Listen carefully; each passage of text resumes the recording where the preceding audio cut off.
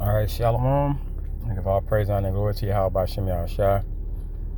Double honors to the apostles and elders of Great Millstone who rule and teach well. Peace and blessing to brothers throughout the full wind, pushing this truth and sincerity.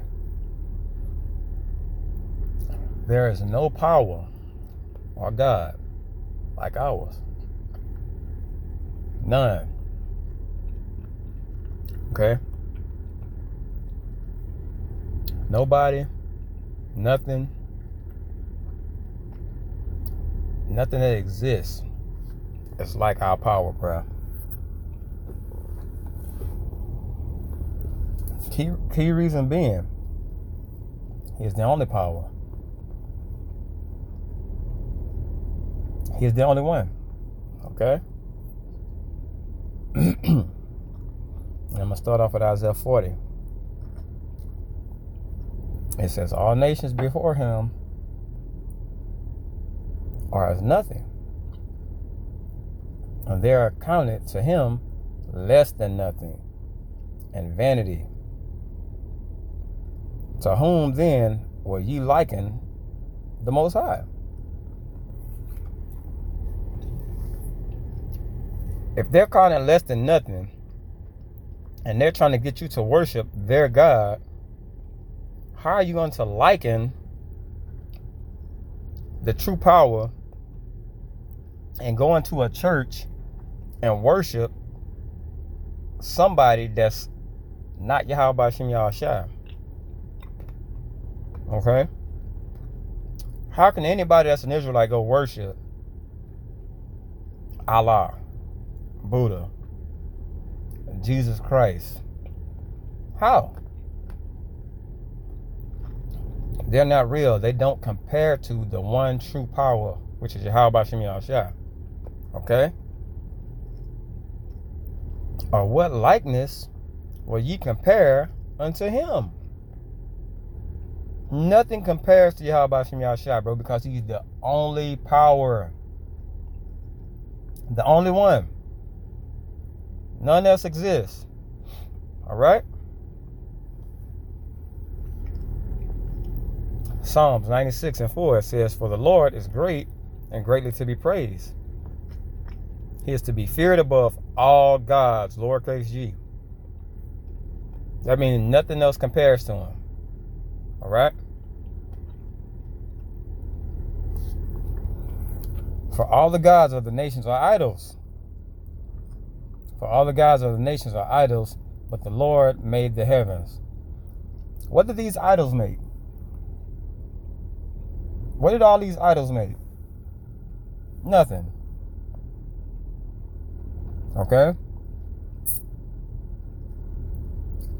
What did they create? What's their blueprint?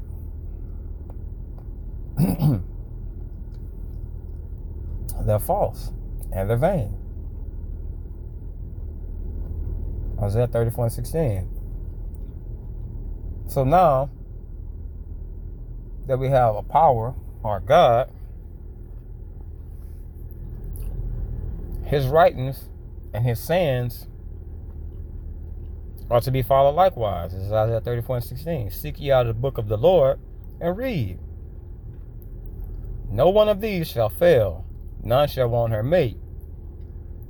For my mouth it hath commanded, and his spirit it hath gathered them. So, no matter what other book you get, it's not going to stand up to the Bible, bro. Nothing else compares. Why do you think everybody want to put themselves in this book and be a part of it? But it's only for us. Our power gave this to us, bro. Okay? Now, the spirit of Yahweh Shem Yahushua and the Rakar Kodash, the Holy Spirit, this is how it maneuvers. None shall want her mate. No other God, and from no other book is going to compare to Yahweh Shem Yahshua in the Bible. Here's an example. It's 1 Kings 18. It says, "Now, therefore send and gather to me all Israel unto Mount Carmel." Okay? "And the prophets of Baal 450, and the prophets of the groves 400, which eat at Jezebel's table." So Ahab sent unto all the children of Israel and gathered the prophets together unto Mount Carmel. And Elijah came unto all the people and said, "How long halt ye between two options?" See, this is how it is with Yahweh Shem Yahshua. Either you in or you out, bro. How long you have two options? If the Lord be the Most High or the power, follow him. But if Baal, then follow him. And the people answered him not a word. And then said Elijah unto the people, "I, even I only, remain a prophet of Yahweh Shem Yahshua. But Baal's prophets are 450 men." Just took one. "Let them therefore give us 2 bullocks, and let them choose 1 bullock for themselves, and cut it in pieces, and lay it on wood, and put no fire under, and I will dress the other bullock, and lay it on wood, and put no fire under. And call ye on the name of your gods, and I will call on the name of Yahweh Shem Yahshua. And the power that answereth by fire, let him be the Most High." And all the people answered and said, "It is well spoken." And Elijah said unto the prophets of Baal, "Choose you 1 bullock for yourselves, and dress it first, for ye are many, and call on the name of your gods, but put no fire under." They took the bullock which was given them, and they dressed it, and called on the name of Baal from morning even until noon, saying, "O Baal, hear us." But there was no voice, nor any that answered. And they leaped upon the altar which was made. Now, that shows you vanity, bro. You got all these men, all of them just calling on, and they get no answer. And a lot of times, I remember going to Christian church. The thing is, when people pray and something happens, they automatically say, "Well, that was from God, that I got a raise on the job." No, it rains on the just and the unjust. Just because something happens good to you don't mean that you prayed and that's what happened, because no one's answering that prayer. You can't pray to an idol and expect it to answer to you. Okay? And it came to pass at noon that Elijah mocked them and said, "Cry aloud, for he is a god. Either he is talking, or he is pursuing, or he is in a journey, or peradventure he sleepeth and must be awaked."